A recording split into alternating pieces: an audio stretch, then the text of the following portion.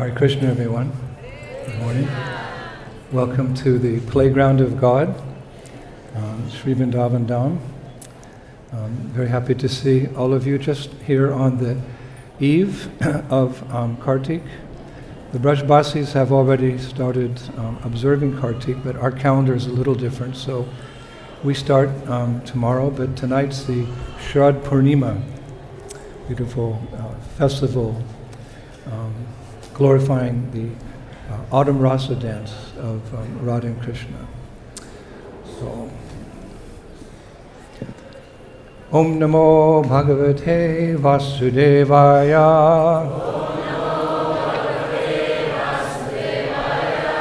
Om Namo Bhagavate Vasudevaya.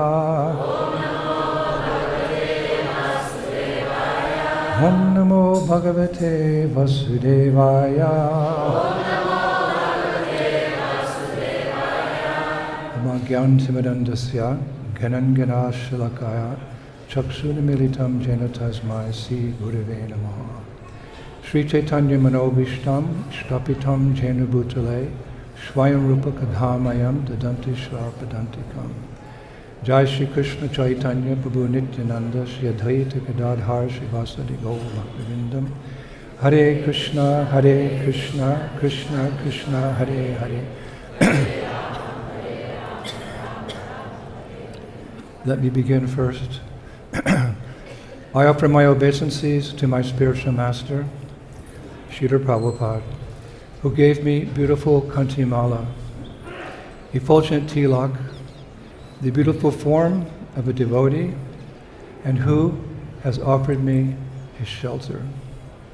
In one of his hands he is holding my hand, and with his other hand he is holding the lamp of knowledge, which helps me to cross over the dark ocean of the material world. Surdas says, the great poet, my Guru deserves the greatest respect because only he can rescue one in the blinking of an eye. I bow down to him again and again and again. Srila Prabhupada ki. And for all of you, Shakala Vaishnava Pade Mora Namaskara. Iti Kichu Aparada Nahuka Amara. Hoichan Hoiben Prabhur Jata Bhakta Vrinda. Bandana Kori Shabara Chardanada Vindam. I offer my respectful obeisances unto the lotus feet of all Vaishnavas, praying I may not commit offenses in my attempts to please them. To all Vaishnavas who have ever been, and to all Vaishnavas who will ever be, I offer my obeisances unto their lotus feet. Vaishnav Sangha ki, Vaishnav Seva ki.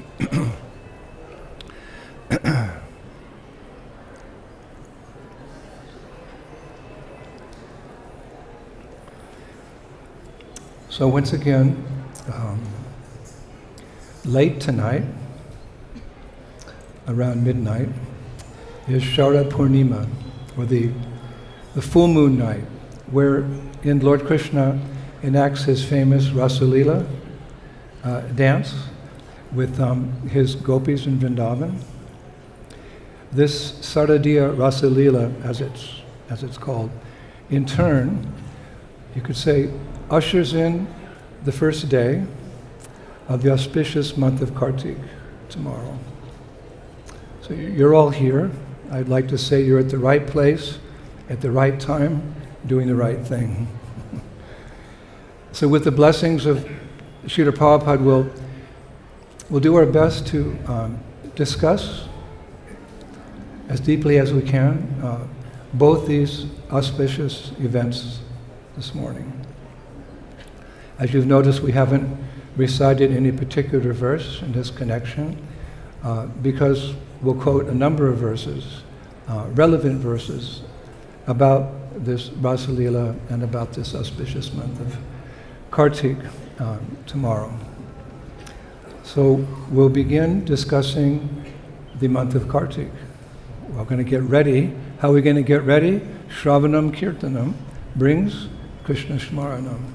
So the best way to prepare for tomorrow and the entire 4 weeks of Kartik is to hear.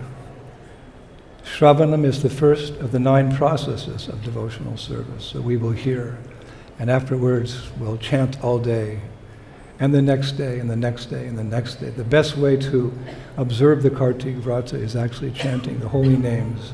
Hare Krishna, Hare Krishna, Krishna Krishna, Hare Hare Rama. So many of you, most of you, all of you are well versed, I'm sure, in the importance of this particular month of Kartik. There's a great benefit of worshiping, observing Kartik in any part of the world. We're very fortunate, but all the wonderful ISKCON devotees, Gaudiya Vaishnavas around the world, everyone's blessed by observing this Kartik. But of course there's a special benefit in being able to come to Braj, to come to Vrindavan, where Radha and Krishna perform their eternal pastimes, and observe the month here. There's a beautiful verse I found recently in the Adi Varaha Purana. Several times Prabhupada would quote the Adi Varaha Purana. Listen to this. As sunrise destroys the dark of night, as transcendental knowledge vanquishes misery, as the sight of Garuda frightens snakes, as the force of the wind disperses clouds, as the arrival of a lion causes deer to flee, and the force of a lightning bolt levels mountains, so the very sight of Radha and Krishna's transcendental abode of Sri Vrindavan Dham destroys all sins lodged within the heart. Shri Brajabhumi Sri Vrindavan Dham ki. So here we are, the lotus feet of Gaur Nitai, Krishna Balaram, Shri Shivada Shama Sundar, Shri Prabhupada's Samadhi, which is for us the most sacred place in the universe. Sometimes devotees go out. Prabhupada encourages to go around Vrindavan, to go to various holy places in India to become enlivened, but we always come back to our home, the lotus feet of Srila Prabhupada. That Samadhi is the most sacred place in creation. And as we all know, the month of Kartik is especially favorable for what? Spiritual activities. I was thinking that just as the hour before sunrise, Brahma Muhurta, is the most auspicious part of the day for spiritual practices, right? We want to get up before the sunrise, everyone's busy out in the world. That hour and a half before sunrise, that's the most auspicious time of the day.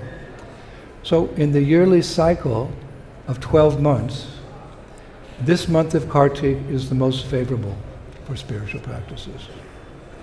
The Shastras say that just as a result of giving 10,000 cows in charity can be obtained simply by offering one tulsi leaf to the lotus feet of Krishna, so the result of taking bath in all the holy places in creation can be achieved simply by taking one bath in the month of Kartik. And the Padma Purana also chips in here, has something to say about this auspicious month of Kartik, which is just a few hours away. Padma Purana says, the Lord may offer liberation or even material happiness to a devotee, but once one has rendered devotional service in Vrindavan, particularly in the month of Kartik, such a devotee ends up hankering for what? Only pure devotional service. Padma Purana. Now, as most devotees know, another name for the month of Kartik is the month of Damodar. Yes. Now, it's interesting, this month is called Damodar for two reasons. According to the Vaishnav Almanac, the 12 months of the year are named after 12 Vaikuntha forms of Krishna or Vishnu. And these 12 forms are thus known as the predominating deities of each month. There's the predominating deity of each of the months. For example, May is the month of Turivikaram. June is the month of Vamana. July is the month of Sridhar. And August is the month of Rishikesh. And this month we're in now, according to Vedic calendar, it's October, November. Sometimes the months are merged, like in the Vedic calendar. October, November is the month of Damodar. And we're grateful. We're grateful because the weather just changed from blazing hot to temperate. In a couple of months it's going to be freezing cold. So Krishna arranges everything for his devotees. So tomorrow we begin the month of Damodar. Now the second reason that this month is called Damodar is, of course, because of the famous pastime of Mother Yasoda tying or binding Krishna to a grinding mortar with a rope during this month. And she will do so again, because there's pakat and uppercut leelas. There's uppercut, which means manifest to our eyes, and there's uppercut means pastimes are still going on. This is an eternal Dham. It's not destroyed at the time of creation, Vrindavan. If we had these spiritual eyes to see, we could see the pastimes taking place again and again, over and over, here in Sri Vrindavan Dham. So Mother Yasoda will again bind Krishna with the rope. In Sanskrit, well, Sanskrit words can be interpreted or not interpreted, but they can have different meanings. In Sanskrit, a rope is called dhamma, D-A-M-A, dhamma. And a belly, your belly is called udara. Oh, I ate too much, my udara is feeling sick. Udara. So rope is dham, and belly is udara. So one with the rope dhamma, around his belly, udara, that's Damodara. And that's Krishna. So as the pastime of Mother Yasoda binding Krishna with the rope took place during this month is also referred as the month of Damodar. So two reasons. When you go back home, someone asks how your trip was, and they ask you, you know what, I heard it's the month of Damodar. Like, why do they call it the month of Damodar? Well, Maharaj said the day before Kartik. Now you know. During this month of Damodar, it's said that if one manages to capture Krishna with the ropes of pure devotion, he will be released from the bondage of repeated birth and death and go back home, back to Godhead, specifically to Golok Vrindavan.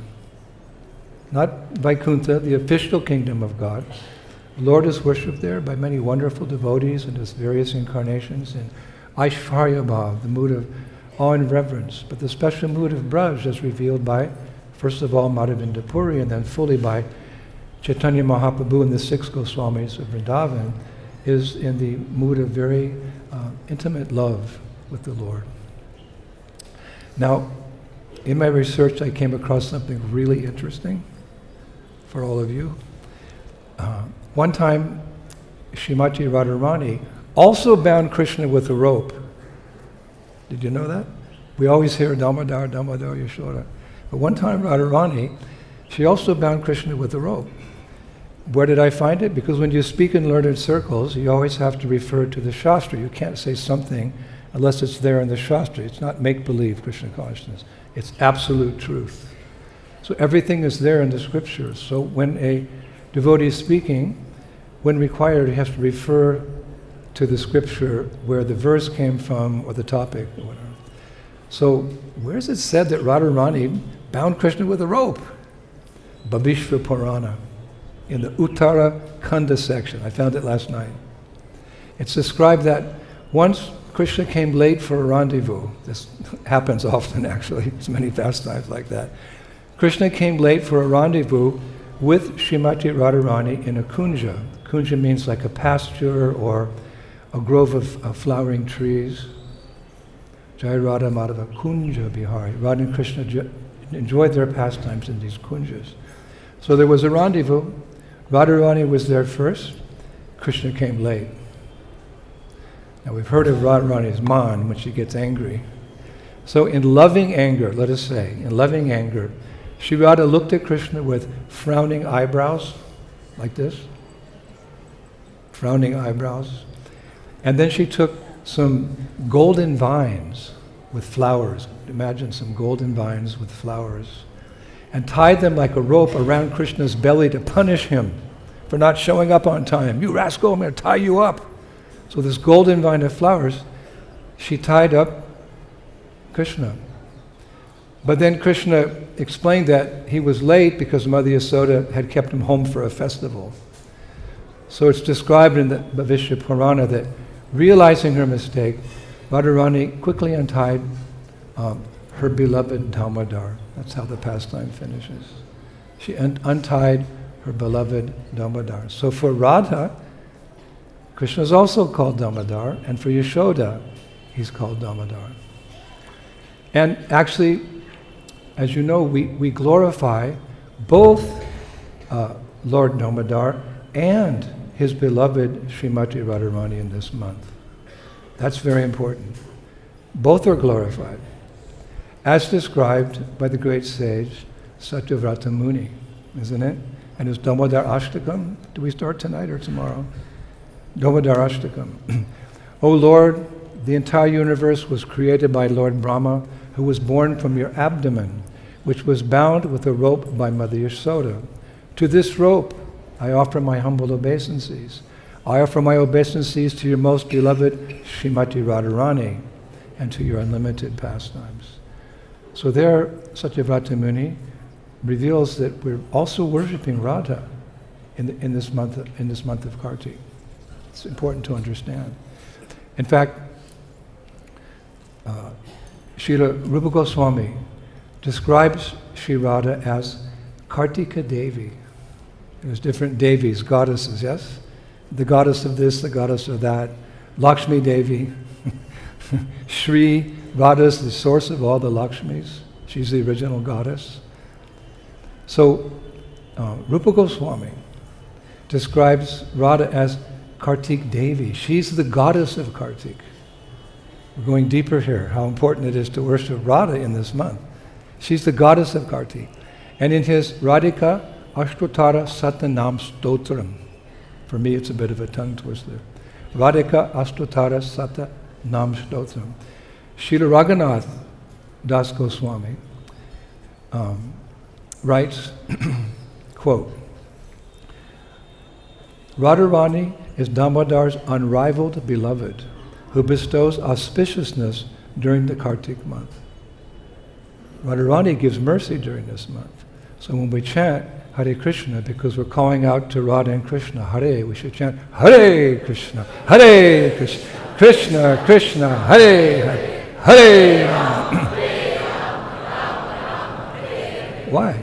Because according to Raghunath Das Goswami, Radharani is Damodar's unrivaled beloved, who bestows auspiciousness during this month. So this is a month for calling out for mercy. And Srila Sanatana Goswami writes in Hari Bhakti Vilas 16,197. This is also very nice. Lord Damodar becomes very pleased if during the month of Kartik one worships the deity of Radha solely for her pleasure. So with Prabhupada's mercy, we have most beautiful Radharani, Radhesham here. So Damodar is pleased if you come before Sri Radha and you chant her glories. He goes on, whatever spiritual practices are sincerely performed during this month are blessed by Srimati Radhika. Sanatana Goswami. Therefore, we take advantage of this month because it's just, what does Jesus says? My cup runneth over with love. It's just brimming with nectar, with mercy, with kripa this month. And we're all desiring kripa. Therefore, devotees take advantage of the month to take special vows. And that instruction is there by our founder Acharya, by Srila Prabhupada. He wants us to take special vows during this month. In Nectar of Devotion, Prabhupada writes, one should surrender to Krishna in all respects, and one should observe particular vows like the Kartik Vrata. He's encouraging us. One should surrender to Krishna in all respects, not a little bit here, a little bit there, but Atmanivedanam, the ninth of the 9 processes.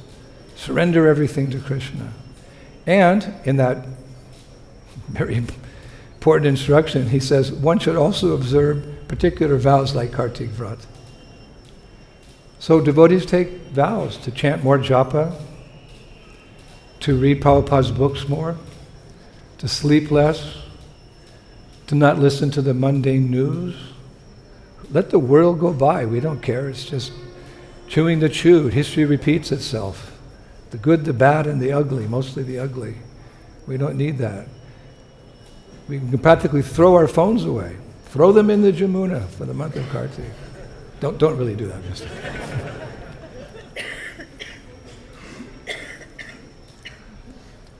now, because Brahma Vaivarta Purana, Prakriti Kanda, 34th chapter, 90, verse 90 and 91, states as follows: on the first day, tomorrow, on the first day of the month of Kartik, during the full moon, Radha, the beloved of Lord Krishna, must be adored. Again, stressing Srimati Radharani. On the first day, that's tomorrow, during the full moon, Radha, the beloved of Lord Krishna, she must be adored. So, we've discussed Kartik. Well, we could discuss for many hours. My Parikama Guru, Dinabandhu, he can go on for hours just about Kartik, but time is limited. Because she's to be adored, we'll go on from here and discuss the role she and her gopis played in the celebrated Sharadiya rasa-lila dance. In Krishna consciousness, it's not like the material world when there's a big event, whatever happens next is anticlimactic. But whatever we say, and whatever we do in Krishna consciousness, whatever we say, it just gets better and better and better. Ananda Buddhi Bharavanam, Prabhupada said, Krishna consciousness is blissful when it's expanding. So we've discussed Kartik, and now because Srimati Radharani and her girlfriends are so, there's such an important pastime with them and Lord Sri Krishna in the month of Kartik. We'll discuss, because that happens tonight, this Saradiya rasa-lila dance. Of course, we'll all be asleep, but we observe this festival by cooking some delicious sweet rice, and traditionally devotees put it at the top of the temple, especially here in Braj, there's always a level area, some part of the temple, above the deities. So we won't see, but the pujaris will be cooking big vats of sweet rice, and they put it on top of the temple for the members of the rasa-lila to enjoy it during the moonlight. That's our seva. So as we all know, rasa-lila, it's a very deep subject matter, is the topmost of all of Krishna's pastimes. Bhakti Rasamrita Sindhu 2.1, 209 quotes the Brihad Vamana Purana. We know how the Goswamis went through all the Vedic scriptures to show that Krishna is the Supreme Personality of Godhead, and Vrindavan is a divine abode, his playground. So Rupa Goswami quotes Brihad Vamana Purana, wherein Krishna points out how this rasa-lila, his dance with the Braja Gopis, is his favorite pastime. Sometimes people ask me, what's your favorite prasadam? What's your favorite tune? What's your favorite place for doing Sankirtan? So what's Krishna's favorite pastime? Krishna says, Shanti yad yapi me parja, lilas tasta manohara, nahi janesh mite rase mano mekrid rasim bhaver. This is Krishna speaking, revealing his heart. He says, I enjoy many pastimes, and all of them are enchanting. But rasa-lila is so powerful that as soon as I think about it, I cannot explain what happens to my heart. I'll recite that again. This is Krishna. We hear him in Bhagavad Gita, now we're hearing him in the Brihad Vamana Purana, quoted by Sanatana Goswami. I enjoy many pastimes, and all of them are enchanting. But rasa-lila is so powerful that as soon as I think about it, I can't explain what happens to my heart. This rasa-lila is very deep. Ultimately, we know it's really relished by rasik devotees. The Sanskrit meaning of rasik, you could say, is a connoisseur of bhakti rasa. Really, it's meant for those very advanced devotees. Chetu dharpana marjanam, whose hearts have been totally cleansed, and that golden seed of bhakti has been awoken through the chanting of Hare Krishna, Krishna Krishna, Hare Hare. At the same time, however, hearing about rasa dance is not forbidden for sadhakas, for aspiring devotees, if they hear the pastime from an authorized spiritual authority like Srila Prabhupada.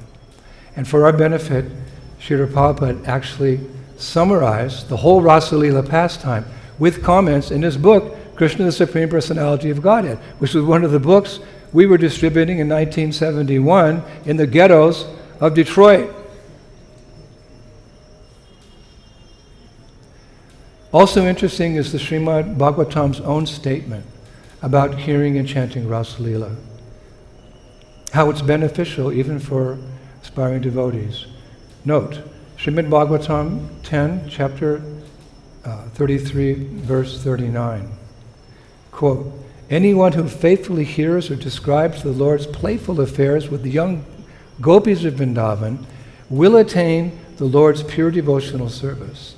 Thus he will quickly become sober and conquer lust, that disease of the heart.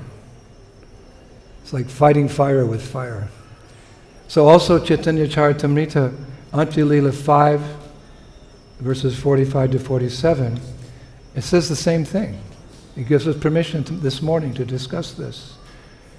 It says, when one hears or describes with great faith the pastimes of Lord Krishna, such as his rasa dance with the gopis, the disease of lusty desires in his heart and the agitation caused by the three modes of material nature are immediately nullified, and he becomes sober and silent. You see Chaturapma here.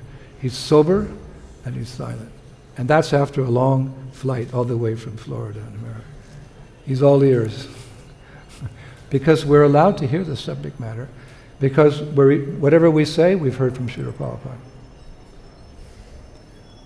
Now, it's interesting to mention that there's different types of rasa dances. We generally think of the rasa dance, but there's different kinds. There's many rasa dances. For example, tonight will be the Sharadiya rasa-lila, means autumn, and there's the Vashanta rasa-lila, which means springtime. Actually, the Shastras say rasa-lila takes place every full moon night. But only the Sharadiya rasa dance and the Vashanta rasa dance have been recorded or described in our scriptures. The Sharadiya rasa is described in Srimad Bhagavatam, which I had to read to prepare today, and the Vashanta rasa-lila is described in Gita Govinda. Now in the Sharadiya rasa dance, which we're celebrating today, or tonight, in this particular rasa-lila, Krishna leaves the rasa dance with his most beloved Radharani. There's different scenarios and all, variety is the spice of life. That's absolutely true in Krishna consciousness. Sometimes we hear of an incarnation comes and, like Lord Nrsingadev, for example. Lord Nrsingadev is described in the 7th canto of Bhagavatam how he grabs Hiranyakashipu and he appears from the pillar, and then there's a fight, he grabs Hiranyakashipu and tears out his intestine. In the Nrsinga Purana, it's described that sometimes Nrsingadev just walks into town and comes in the palace and kills Hiranyakashipu, who's tormenting Prahlada. Sometimes it's described, I was reading Nrsinga Purana, he appears from a flower. So there's different varieties, different mellows. Because rasa is very deep. Rasa means emotions, spiritual emotions. So it's a flood of emotions we will experience one day by Prabhupada's grace and Krishna consciousness. So in this particular rasa dance, Krishna leaves with Radha. Now in Sharata Dharshani, which of course is the commentary on the 10th canto of Bhagavatam by Srila Vishwanath Chakravarti Thakur, 1031, he explains that this particular rasa dance that's happening tonight, it has 5 phases. Love is in the details. 5 phases to this rasa dance. 1, the gopis' madness and separation. 2, they're inquiring from the trees and the deer, where did Krishna go? They're imitating Krishna's pastimes. And 4, Krishna's enjoyment with Radha. And 5, he's leaving the rasa dance with her and later abandoning her. That's a deep subject. So at some point in the rasa dance, the autumn rasa dance, Radha and Krishna left for their pleasure. And when the gopis realized they were gone, they were devastated. Because as much as you're attached to something, when you lose it to that degree, you feel the loss. We gave the example here the other day that if you lose your pencil in class, it hurts a little bit. But if someone, steals your car, So, how much did the gopis love Krishna? Volumes have been written, but we can summarize. Eloquence is truth spoken concisely. The gopis loved Krishna more than anyone's ever been loved before. In the mood of pure devotion, selfless love, braj bhakti, unique love, only found in Vrindavan, or in the hearts of pure devotees when they're in this world, like Srila Prabhupada. So when when Krishna disappears, we can hardly understand what is that vipalamba bhav, what is that, the intensity of that separation. So all the gopis, they were devastated. So at that point they also left the dance arena and they were wandering around Vrindavan, searching for Krishna. It's described in the Bhagavatam and also by Vishwanath Chakravarti Thakur. They first inquired from that famous tree at Vamsivat. What's that famous banyan tree at Vamsivat? That's where Krishna played his Vamsi. He played his flute to call the gopis in the middle of the night to come and dance with him in the forest that night. Another rasa-lila. And they're famous at that point because the gopis gave everything up to come. They left their babies, their husbands, their homes, even their reputation. And they came. And Krishna teased them, but that's another pastime. So they went to that tree where they remembered Krishna had played his flute, Vamsidhara, and called them, thinking maybe he would be there, and they inquired from the tree, "Where's Krishna?" The tree didn't know. Actually, it's described, they received no reply. Then they questioned other trees, then they questioned the tulsi plant, then they questioned the vines, then they questioned the creepers, and they questioned the earth, and they questioned the deer, because everything in Vrindavan is fully conscious. We shouldn't think the deer as ordinary animals, or what to speak of the cows or the parrots, they're all fully realized sages who are participating in giving Krishna pleasure in Vrindavan. Actually, all the rasas are serving Madhurya ras in Vrindavan Dham. And happily so. Everyone's happy to be a bird or a peacock or a tree, Kalpaviksha tree. Madhavendra Puri, who appeared just prior to Chaitanya Mahaprabhu, it's described in Shastra that he's a Kalpaviksha tree at Nidhivan.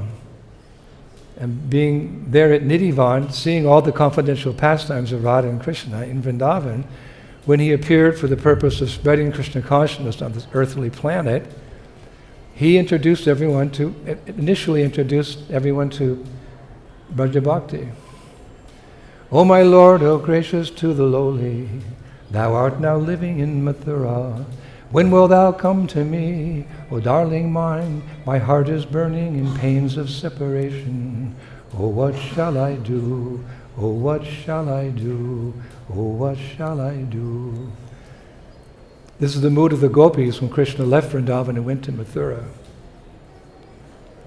And that mood was exemplified by Madhavendra Puri on his deathbed. He was singing like that. Great separation. So they inquired from all these fully enlightened Brajavasis, and none of them knew. This is Purnamasi's pastime. They became despondent. And in that despondency, because this Vipalamba Bhava is actually something very special, it increases one's love. Separation makes the heart grow fonder. Don't think of it as, something terrible and horrible. No. It just serves to increase one's love for the beloved. So, in that state of Vipalamba Bhava, they became despondent, and it's described that they experienced the state of pramada.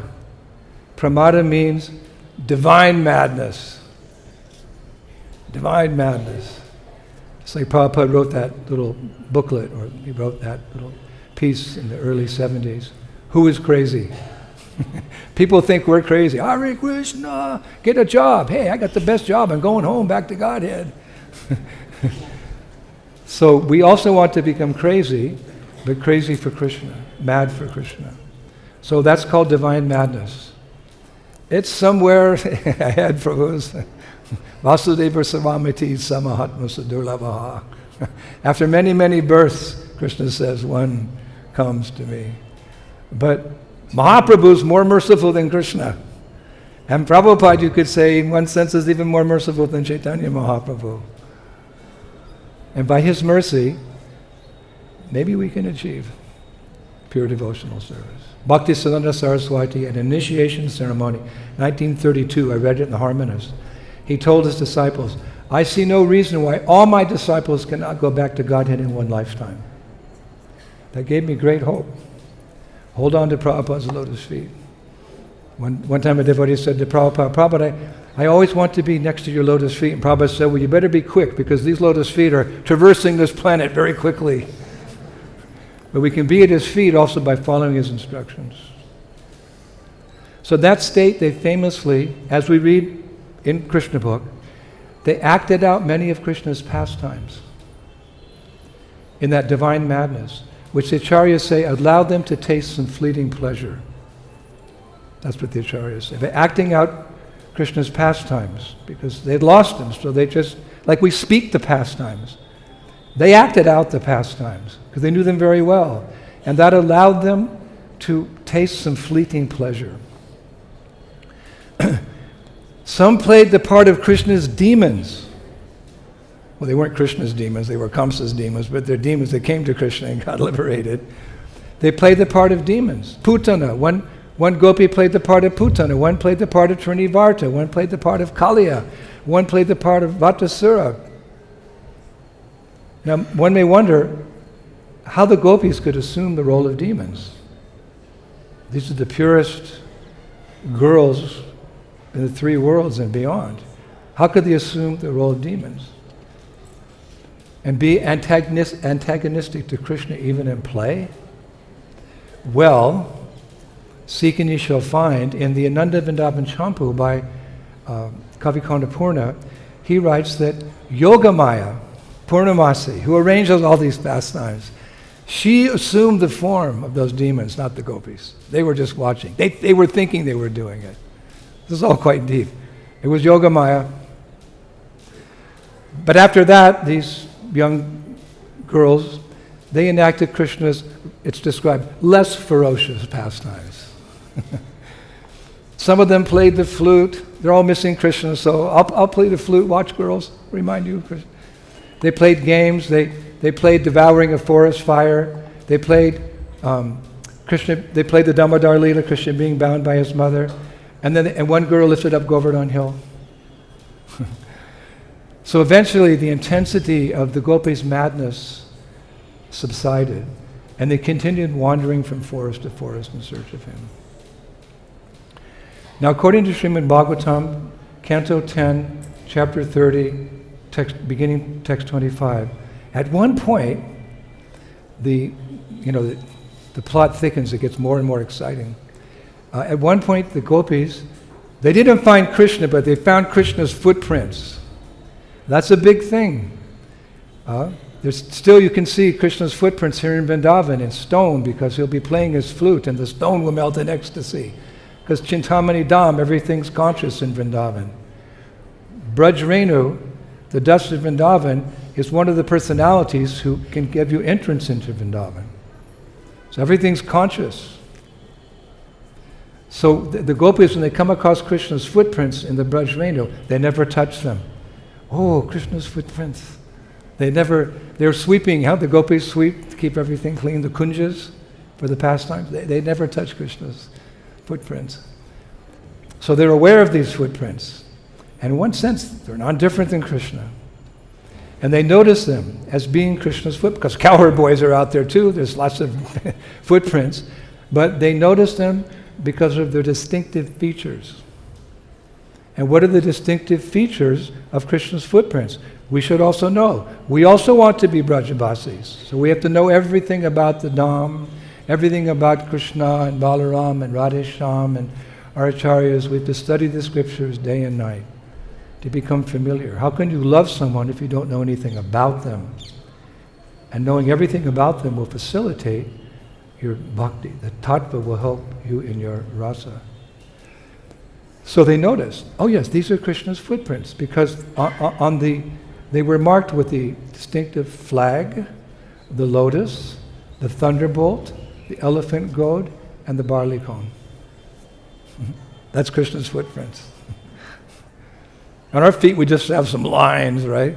Krishna has a flag, a lotus, a thunderbolt, an elephant goad, barley corn. And Vishwanath Chakravarti has commented, quoting the Skanda Purana, on the sole of Krishna's right foot, at the base of his big toe, is the sign of the Sudarshan disc. He writes that the 6 enemies headed by lust are destroyed by devotees who just remember this mark. Maybe you can't see it, but if you remember it, the 6 enemies headed by lust, be gone with you.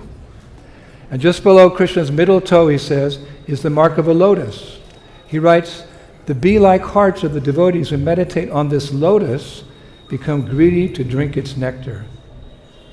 Then he describes that under the lotus, on Krishna's foot, is a flag, and devotees who meditate on it can attain victory in all anarthas and become Abhay Charan, fearless, having taken shelter of these lotus feet of Krishna. Then on the Lord's right heel is the sign of a goad. Goad means for controlling elephants. And Vishwanath Chakravarti Thakur, he says, if one remembers this goad, not just an ordinary goad, but the goad on the foot of Krishna, then that devotee's uncontrolled elephant-like mind is brought under submission. So if you're chanting japa and your mind's wandering, think of the goad on the bottom of Krishna's foot. Boom, it'll go. Then at the base of the small toe on Krishna's foot, right foot, there is thunderbolt. And Vishwanath Chakravarti Thakur writes, remembering this thunderbolt annihilates a mountain of sins. Then finally there's a barley corn at the base of that big toe, and remembering that brings all kinds of riches. So if you need money for your ticket to come to India, you're stranded somewhere in Alachua and you can't make ends meet, then you just remember that barley corn. That's what Charatma did. That's what got him here. Remember the barley corn. Somebody gave him a donation and he flew here. There's other symbols as well. There's an umbrella, there's 4 swatikas, there's a fruit. Now that's the right foot. I have permission to go a little later, by the way, so if you're hungry you can go at 9 o'clock, but this is also prasad. On Krishna's left foot, on the sole, at the base of his big toe, there's a conch. And if you meditate on that, Vishwanath says, that will give you all kinds of knowledge, Krishna conscious knowledge. Now, on the soles of Krishna's feet, there's also syllables of, there's a syllable of the sky, there's a cow's hoof print, there's a triangle around which there's 4 pots. Couldn't figure that one out. And then there's a half moon and there's a fish. So altogether, 18 emblems on both feet. Anyway, that's Krishna's feet, because they knew the gopis. They know Krishna better than anyone. So after discovering the Lord's footprints, the gopis followed them for some distance, and suddenly they saw another set of footprints, but lighter and smaller. Wow. Should I go on? They found some other footprints. They're a little lighter and smaller, and they were just to the left of Krishna's footprints. And they had markings similar to his. And based on the position of these two footprints, the gopis guessed what had happened. Krishna himself had taken Radha away. So Vishwanath Chakravarti Thakur, he comments at this point, how different sets of gopis looked at these footprints of Radha. We've come across Radha's footprints. Now there's different groups of gopis. Not just one group, there's many because there's different mellows, different emotions in love. So different gopis. So Chandravali and the other Vipaksha gopis, who are Radha's competitors, they became disturbed. Oh, there's Radha's. It's transcendental, we don't have time to go into it. But Chandravali, they saw it's no big deal. They're just looking for Krishna. Other gopis neutral to Radha, they're called Tatashta gopis, they didn't pay much attention to the fact that there were some other gopis' footprints, and they disglorified Krishna's footprints. But the Surit Paksha gopis, the friendly groups such as Lalita and Vishaka, they recognize, oh, those are Radha's footprints. And Vishwanath said they became internally enlivened. We also become internally enlivened, right? We're sadhakas, we're in practice, works in practice. But we also, by Prabhupada's mercy, Prasadam's Krishna's mercy, we hanker for it. We want to chant our rounds, we want to associate with them, want to come to Braj. But when you're very advanced, you see the footprint of Radha and you become internally enlivened. Radha Dasi.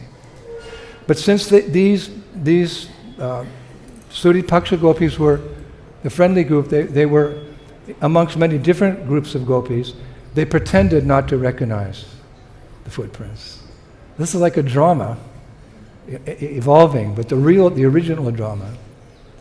And at that time, without mentioning Radha's name, they declared, these Suri Paksha gopis, they declared her good fortune. At this point in history, with one of the most famous verses in all Gaudiya literature, Ananya Adito Nunam Bhagavan Hirir Ishvara Yanno Vihaya Govinda Prito Yam Anad Radha. Certainly this particular gopi has perfectly worshipped the all-powerful personality of Godhead Govinda, since he was so pleased with her that he abandoned the rest of us and brought her to this secluded place. So from that verse, we get the name Sri Radha. Critics sometimes accuse Gaudiya Vaishnavas of artificially exalting Sri Radha. They say her name's never mentioned in Srimad Bhagavatam. But in Chaitanya Charitamrita, Madhya Lila 8, verse 100, Srila Prabhupada refutes this claim. He writes, sometimes the critics of Srimad Bhagavatam find it difficult to find Radharani's holy name in that book, Aradhya. But the secret is disclosed here in the word Aradhita, from which the name Radha has come. Aradhita. That's the verse. That's the verse. If I ever got a tattoo, I'm not into tattoos, my friends are, I'd probably, get that verse or something. Why didn't you do that verse? Now, Srimad Bhagavatam 10:30-37 describes that as the two lovers pass through one part of the Vrindavan forest, the special gopi, Aradhita, the one who gives such pleasure to Krishna, feeling a little proud of herself, but don't think of it as mundane pride. It's not mundane pride. Just like we're proud to be followers of Srila Prabhupada. The best name you can give a devotee, that he's a Prabhupada man or she's a Prabhupada lady. We're very proud of that fact. We're Prabhupada's followers. So think of it like that. She told Lord Keshava, I cannot walk any further. Please carry me wherever you want to go. So Krishna said to her, all right, my beloved, climb on my shoulders. And when she did, as we know, he disappeared. Now Vishwanath says, as unexpectedly as if Rahu had devoured the full moon. That's an interesting way to describe that Radha disappeared. as unexpectedly as if Rahu had devoured the full moon. These poets are, what is the use of a bowman's arrow unless it pierces the heart? What is the use of a poet's words unless they melt the heart? As unexpectedly as if Radha had devoured the full moon. And at that time he describes Radharani went into divine shock. Her smile vanished, her eyes went dim, her face faded, and like a withered golden lotus, she tumbled to the ground, reaching out desperately for Krishna with her hands. And she cried out. We're so blessed to be able to see this through the eyes of Guru and Shastra. This is what our eyes are hankering for. What did she cry out? Srimad Bhagavatam 10:30, verse 39. Hananta Ramana Preshta Kvasi Kvasi Mahabhuja Dasyate Kripanaya Me Saki Darsaya Sanidam. Addressing Krishna. O possessor of my life, O lover, O dearest one, where are you? Where are you, O mighty armed one? O my friend, I am your most fallen maidservant. Quickly come to me and give me your darshan. So at that point Radha fainted, and because she fainted, she was in one place in the meadow. She was visible to the gopis who were looking for her, and they came to her. It's described by her brilliant effulgence, they could see her. Then, feeling great sympathy for her, they tried in every way to revive and comfort her. All of them together. This is important. The acharyas say this is significant because, as we know, where there is some rivalry, usually there's competition. And that's true in the spiritual sense in Vrindavan, we were mentioning. Chandravali, Radharani. Because there was some spiritual rivalry between some of the gopis, but Vishwanath says the beauty of spiritual relationships can be seen in this attitude of all the gopis trying to comfort Sri Radha together. That would be a wonderful mood in ISKCON. That despite our differences, we could come together and work in a cooperative way to solve the problems.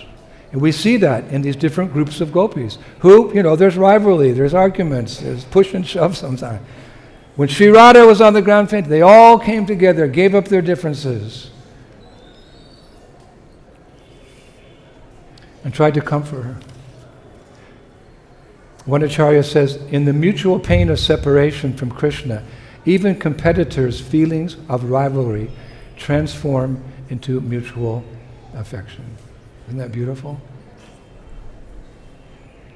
So at this point, despite their best efforts, they couldn't revive her. Her condition put these gopis in such distress that Lalita, Vishaka, Tungavidya, they all began fainting. The Sakis, the older girls. And even, they all melted and they all fainted. But listen to this. Finally, the fragrance of Krishna, still lingering on the gopis' bodies because of the rasa dance, reached Radha's nose and caused her to wake up. For us to wake up, our mind, good, I'll get rid of this.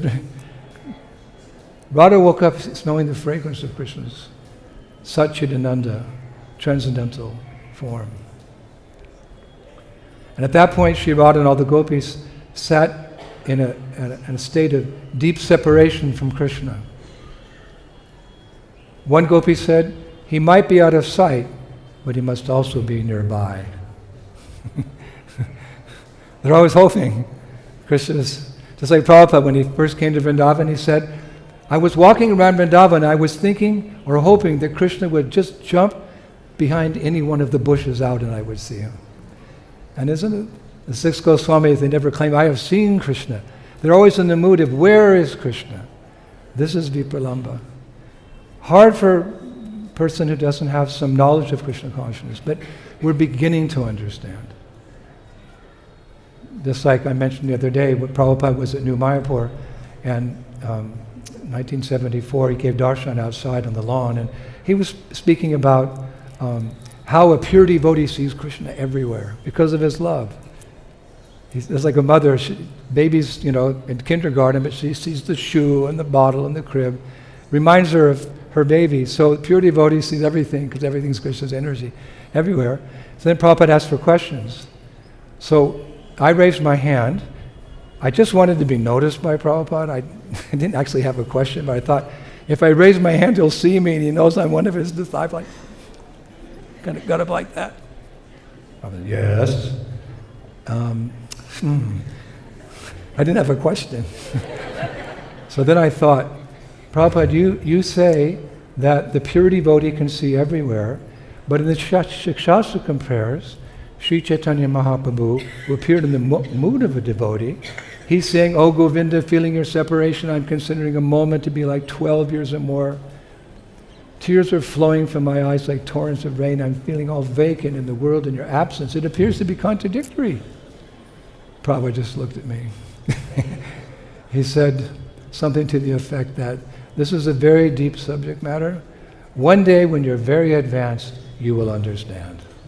Hare Krishna. So that day's many lifetimes ahead, but I was glad to hear that. And then he made a remark, quick remark, how in separation one's love increases. So Krishna is and he kind of trailed off. He didn't feel we were qualified that time to hear very much more. So for a devotee, although Krishna is far away, it's also very near because of the smaranam. The smaranam. Shravanam Kirtan brings Krishna's smaranam. So one gopi said he may be out of sight, but he must also be nearby. Always hoping, Krishna, where are you?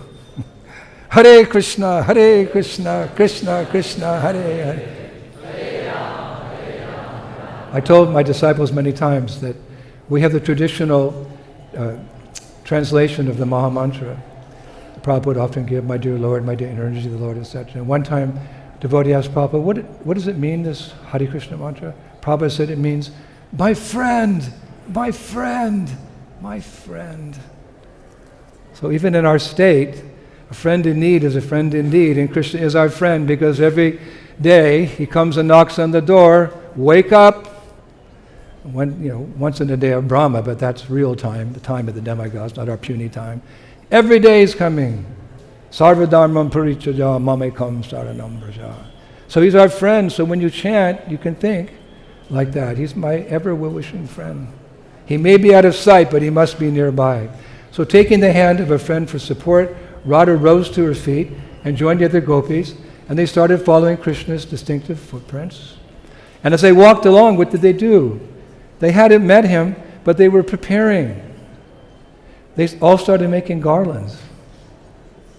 Just like, before the deity opens, the girls are preparing garlands. Before we cook, we go to the market. It's all part of the process of Krishna consciousness, serving Krishna in a varieties of ways.